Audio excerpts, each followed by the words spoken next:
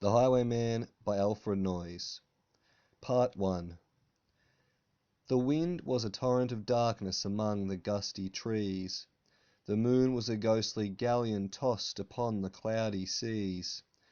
The road was a ribbon of moonlight over the purple moor, and the highwayman came riding, riding, riding. The highwayman came riding up to the old inn door. He'd a French cocked hat on his forehead, a bunch of lace at his chin, a coat of the claret velvet, and breeches of brown doeskin. They fitted with never a wrinkle. His boots were up to the thigh, and he rode with a jewelled twinkle, his pistol butt a twinkle, his rapier hilt a twinkle, under the jewelled sky. Over the cobbles he clattered and clashed in the dark inn yard. He tapped with his whip on the shutters, but all was locked and barred. He whistled a tune to the window, and who should be waiting there but the landlord's black-eyed daughter, Bess, the landlord's daughter, plaiting a dark red love knot into her long black hair.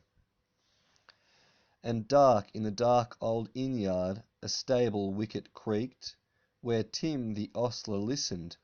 His face was white and peaked. His eyes were hollows of madness, his hair like mouldy hay. But he loved the landlord's daughter, the landlord's red-lipped daughter. Dumb as a dog he listened, and he heard the robber say, "One kiss, my bonny sweetheart, I'm after a prize tonight, but I shall be back with the yellow gold before the morning light. If they press me sharply and harry me through the day, then look for me by moonlight, watch for me by moonlight. I'll come to thee by moonlight, though hell should bar the way."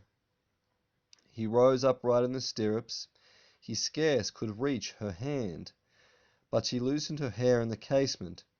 His face burnt like a brand as the black cascade of perfume came tumbling over his breast, and he kissed its waves in the moonlight. Oh, sweet black waves in the moonlight.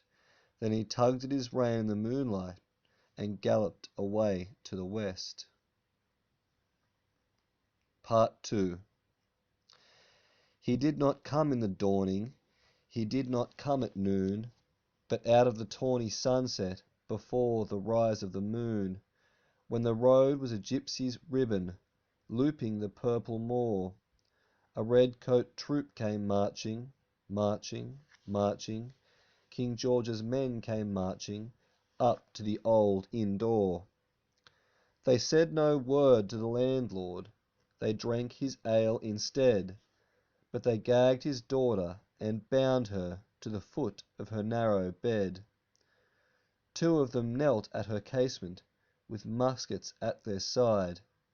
There was death at every window, and hell at one dark window, for Bess could see through her casement the road that he would ride.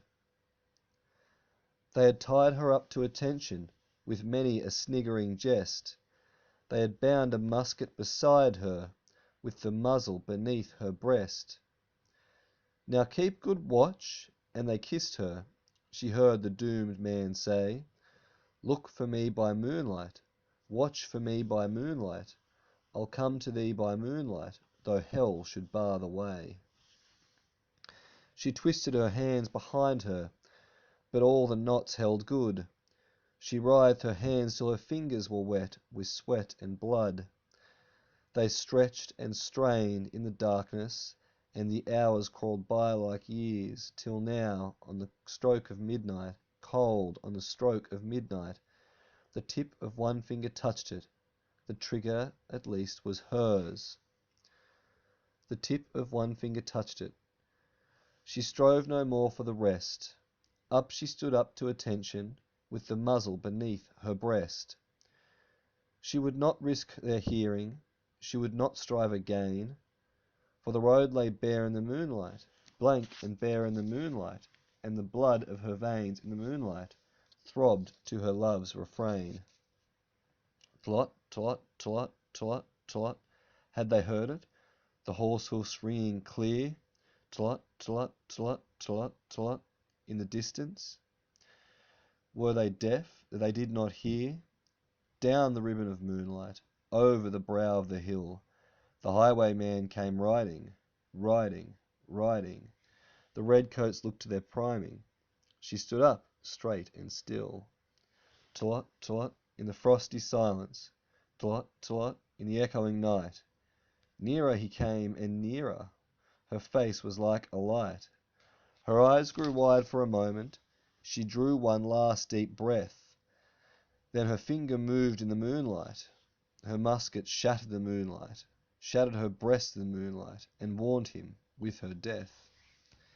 He turned. He spurred to the west. He did not know who stood, bowed, with her head over the musket, drenched with her own blood. Not till the dawn he heard it, and his face grew grey to hear how Bess, the landlord's daughter, the landlord's black-eyed daughter, had watched for love in the moonlight, and died in the darkness there. Back he spurred like a madman, shrieking a curse to the sky, with the white road smoking behind him, and his rapier brandished high. Blood-red were his spurs in the golden noon, wine-red his velvet coat, when they shot him down on the highway, down like a dog on the highway, and he lay in his blood on the highway, with a bunch of lace at his throat.